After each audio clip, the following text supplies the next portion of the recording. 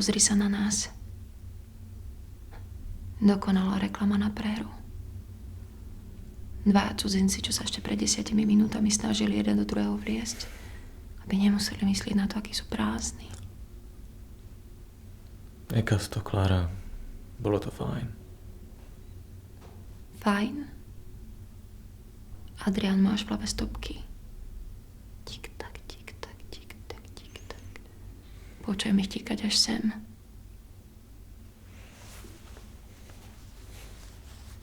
Aj to tvoje zapínanie košele je len pokus, ako si ma vymazať z pamäte.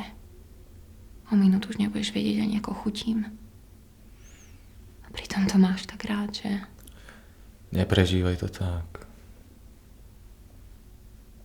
Si slabý.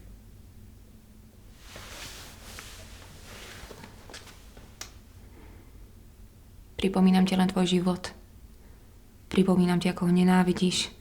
Tie vyžehlené košele, nedeľné obedy. Čo by si urobil, keby som jej teraz zavolala? Len tak, že ako sa má. Neurobila by si to.